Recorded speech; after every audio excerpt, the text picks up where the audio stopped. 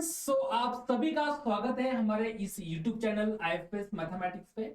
तो आज का हमारा जो टॉपिक है आप सभी लोगों के लिए बहुत ही ज्यादा इंपॉर्टेंट है।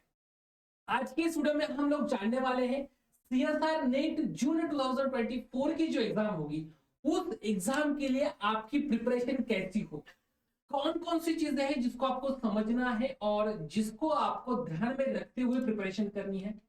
हालांकि मैंने पहले ही एक बहुत ही इंपॉर्टेंट 2 मंथ स्ट्रेटेजी की वीडियो जो है वो वीडियो हमारे YouTube चैनल पे अपलोड करवा दी है, तो आपको उस वीडियो को भी इसके बाद देखना है क्योंकि उस वीडियो में मैंने मैथमेटिकल साइंस के हर एक सब्जेक्ट के जो भी इंपॉर्टेंट टॉपिक्स है वो सारे के सारे टॉपिक्स वहां पे डिस्कस किए हुए हैं।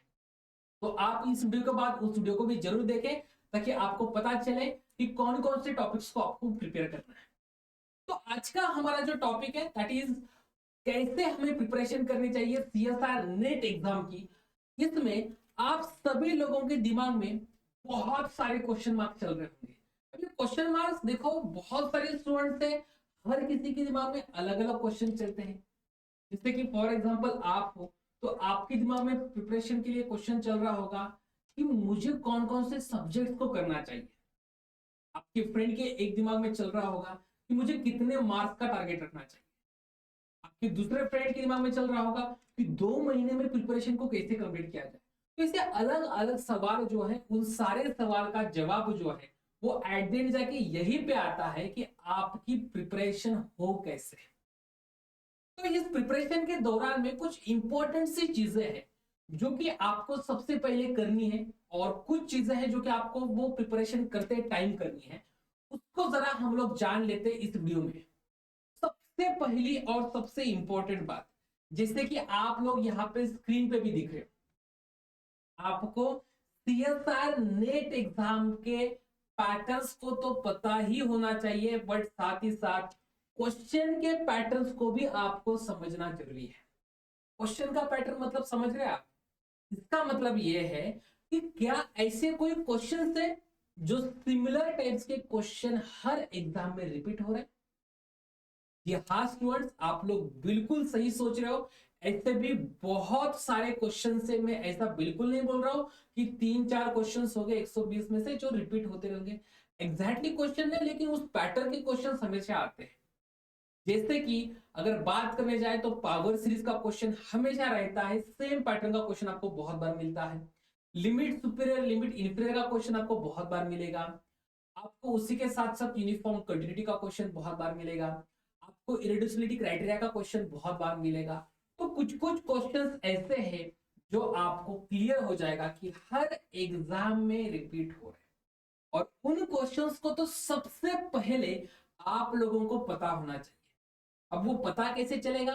तो उसके लिए आईएफएस का जो ऐप है उस ऐप में आप लोगों को टॉपिक वाइज पेपर एनालिसिस दिखेगा डियर स्टूडेंट्स। और ये जो टॉपिक वाइज पेपर एनालिसिस है इसके हेल्प से आप लोग सारे जो सब्जेक्ट थे उनमें कौन से टॉपिक से हर साल कितने क्वेश्चंस आए हैं।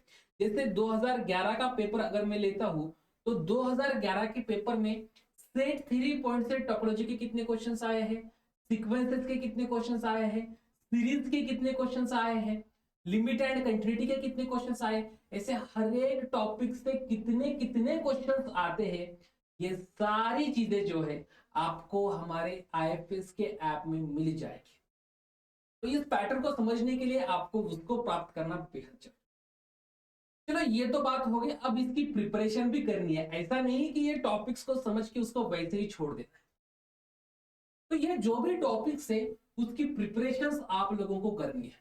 अब प्रिपरेशन जैसे ही आप लोग करते हो सबको पता है सारे टॉपिक्स तो आसान होते ही नहीं है। उसमें कुछ टॉपिक्स ऐसे मिलेंगे जो डिफिकल्ट होंगे समझने के लिए, बट हमें पता है कि इस टॉपिक से हमेशा क्वेश्चन आता ही आता है। तो जो टॉपिक डिफिकल्ट है उस टॉपिक के लिए क्या कर ले, आप बिल्कुल हमारा आईएफएस का जो यूट्यूब का चैनल है वो आप सभी स्टूडेंट्स के लिए ही है। तो आप लोग हमारे इस यूट्यूब चैनल पे उस टॉपिक की वीडियो को सर्च एक बार कर दे तो मैं दावे के साथ बोल सकता हूं कि उस टॉपिक के वो वीडियो आपको जरूर हमारे आईएफएस के ऐप में मिलेगी और साथ ही साथ हमारे यूट्यूब चैनल पे भी मिलेगी। उसके बाद आपको अगर प्रिपेयर करना हो, आपको उस टॉपिक को समझना हो, तो जैसे हम पहले से भी कहते आए हैं कि आप अगर कोई टॉपिक पढ़ रहे हो तो उसमें आपको जितना समझ में आता है उससे ज्यादा वो टॉपिक आप अगर किसी के साथ डिस्कस करते हो तो समझ में आ जाता है।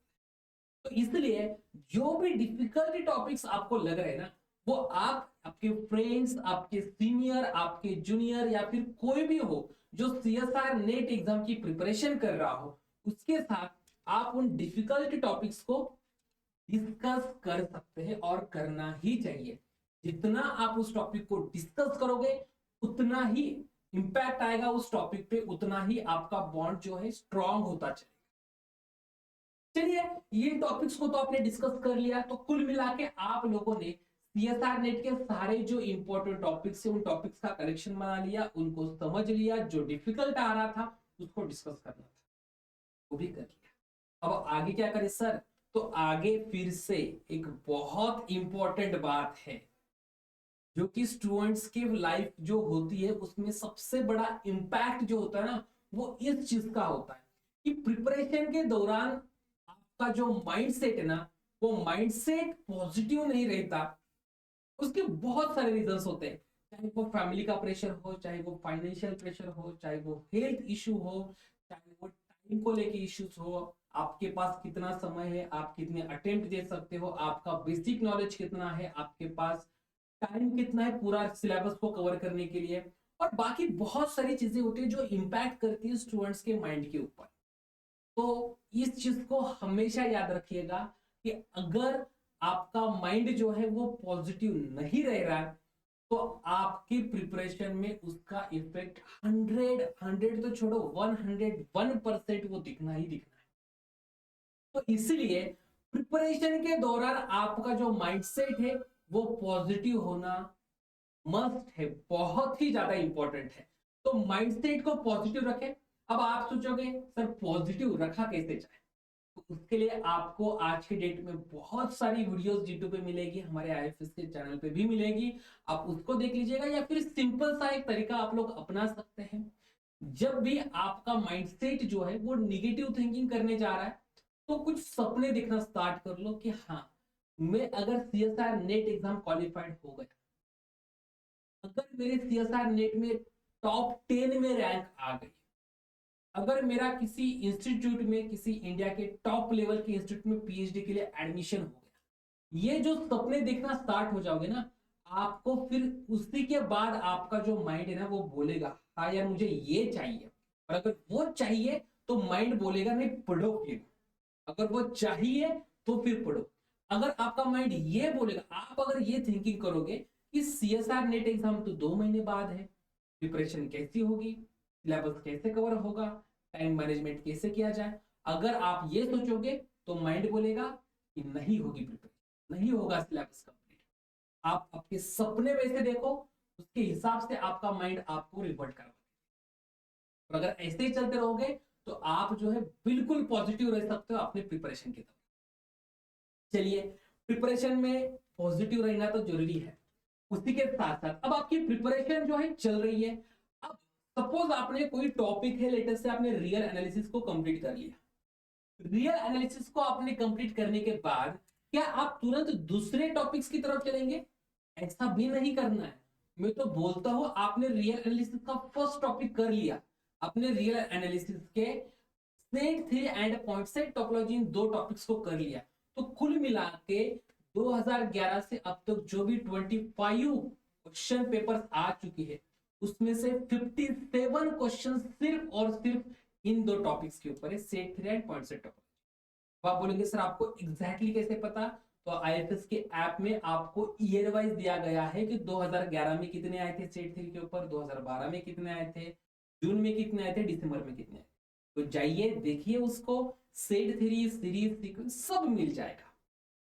ठीक है, तो आपको टॉपिक 1 होने के बाद सीक्वेंस को पहले ही set three and point set topology होने के बाद तुरंत आपको उसके प्रीवियस ईयर क्वेश्चन जो है ना उसको सॉल्व करना है, आपको जज करना है खुद को, आपको खुद को चैलेंज देना है कि हाँ मेरा ये टॉपिक कंप्लीट हो चुका है, अब मुझे पीवाईक्यू जो है उसको सॉल्व करके देखना है कि क्या मेरे को ये आ रहा है या नहीं।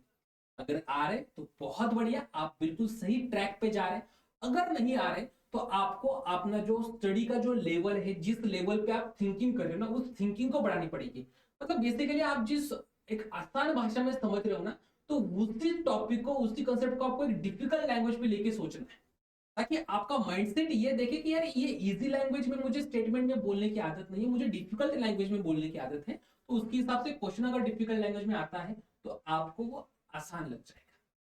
तो ऐसे ही टॉपिक जैसे ही कोई फिनिश हो जाता है तो उसका पीवाईक्यूज ले लो, उसको सॉल्व कर लो। टॉपिक के ऐसे करते करते आपका सब्जेक्ट फिनिश हो जाएगा, उसी के साथ साथ आपके पीवाईक्यूज भी फिनिश हो जाएंगे। तो पीवाईक्यूज जो है वो तो हो गए, अब इसके बाद क्या कर ले?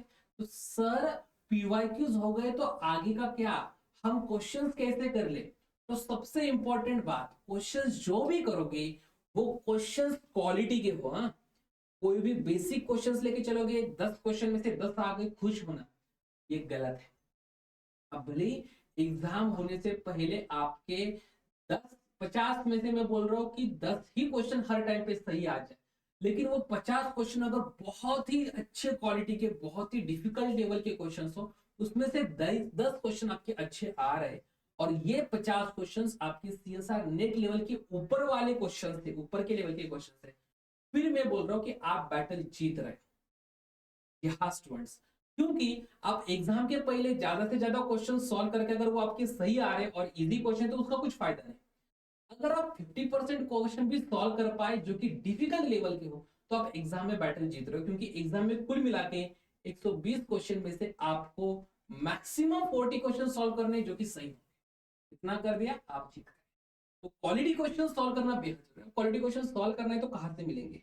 क्वालिटी क्वेश्चंस अगर आपको सॉल्व करना हो तो आपको हमारे आईएफएस के ऐप में तो आना ही पड़ेगा। क्यों? तो यहाँ पे आपको मिलेंगे एनबीएचएम, टीआईएफआर, उसके बाद सेट के, नेट के, उसके बाद गेट, आईआईटी जाम, सीयूटी, इन सभी के सभी क्वेश्चन पेपर आप एनबीएचएम देखोगे 2011 से 2023, टीआईएफआर 2010 से 2023 तक, सेट के देखोगे 2011 से 2023 तक, 24 तक, अभी तो नेट के देखोगे 2011 से 2023 तक, और गेट के अगर देखोगे तो 1996 से 2024 तक। सारे के सारे जो क्वेश्चंस पेपर है आपको हमारे इस आईएफएस के ऐप में मिलेंगे। उसी के साथ साथ उनका एनालिसिस मिलता चलेगा, उसी के साथ साथ लास्ट 5 इयर्स के सीएसआर नेट एग्जाम के कट ऑफ मिलते चलेंगे, previous year questions paper, exam related all information आपको हमारे इस आईएफएस के ऐप में मिलेगी। और यही से आपको वो क्वालिटी के क्वेश्चंस का जो प्रॉब्लम था वो भी सॉर्ट आउट हो जाएगा। तो वहां से क्वेश्चंस लेने आपके टॉपिक्स को और सॉल्व करना है। एंड में सबसे इंपॉर्टेंट, मॉक टेस्ट जो है ना, उसको देना, सिर्फ देना ही नहीं, उसकी प्रिपरेशन करके देना, और साथ ही साथ जब मॉक टेस्ट कंप्लीट हो जाता है तो उसका एनालिसिस करना भी कभी मत भूलना। जैसे आप मॉक टेस्ट का एनालिसिस कर लोगे, आपको पता होना चाहिए कि आपको कौन से टॉपिक से क्वेश्चंस बार बार गलत हो रहे, कौन से टॉपिक्स के क्वेश्चंस आपके सही हो रहे हैं। ये आप तब कर पाओगे जब आपकी प्रिपरेशन कंप्लीट हो जाएगी, जब आप एग्जाम के पहले मॉक टेस्ट दे पाओगे। अगर आपने मॉक टेस्ट नहीं दी स्टूडेंट्स, तो ट्रस्ट मी, आपकी प्रिपरेशन कितनी भी बेहतरीन हो, एग्जाम की आप गारंटी नहीं दे सकते आप क्वालिफाइड हो जाएंगे। क्योंकि टाइम मैनेजमेंट, एग्जाम का प्रेशर, एग्जाम का एनवायरमेंट, बहुत सारी चीजें होती है जो अफेक्ट करता है एग्जाम के रिजल्ट के ऊपर। तो मॉक टेस्ट दीजिए, उसका एनालिसिस कीजिए, and the last and the most important, खुद के ऊपर और आईएफएस के ऊपर भरोसा रखिए। आप जहां से स्टार्ट करोगे, आपकी लाइन जो है आपके पीछे से ही स्टार्ट होगी, तो उसका टेंशन मत लीजिएगा। आईएफएस बिल्कुल आपके साथ है, आईएफएस का यूट्यूब का प्लेटफॉर्म भी आपके साथ है, और सिर्फ यूट्यूब का प्लेटफॉर्म नहीं, आईएफएस का जो ऐप है, उस ऐप में जो फ्री कंटेंट है वो भी बिल्कुल फ्री आपके लिए है। तो आइए, आईएफएस के साथ भी आप लोग जुड़ सकते हैं। हमारी बैच ऑलरेडी 1 अप्रैल से स्टार्ट हो चुकी है। अगर आप बैच में एडमिशन लेना चाहते हो तो उसके लिए आपको फ्लैट 30% ऑफ मिल रहा है। आपके लिए एक्सक्लूसिव रिकॉर्डेड कोर्स भी है जो 3 मंथ्स का होगा। आपके लिए ऑनलाइन टेस्ट सीरीज भी है जो कि 3 मंथ्स के लिए। तो इन सभी के लिए आपको फ्लैट 30% ऑफ मिल रहा है। तो आइए, आईएफएस का हिस्सा बनिए, और जल्द ही जो नेक्स्ट एग्जाम होगा, ये तो फिलहाल दिसंबर 2023 का काउंट है, नेक्स्ट जो सीएसआर नेट का जून में एग्जाम होगा, उसमें इस काउंटिंग में आपका एक काउंट जो है वो ऐड करवा दीजिए। तो wish you all the very best students and happy learning. Thank you so much. And वो जो स्ट्रैटेजी की जो वीडियो, उस वीडियो में मैंने फिर से एक बार बता रहा हूँ कि जो टॉपिक से इंपॉर्टेंट टॉपिक्स देखना बिल्कुल भी मत भूलना, वो बहुत ज्यादा important. Thank you so much once again and happy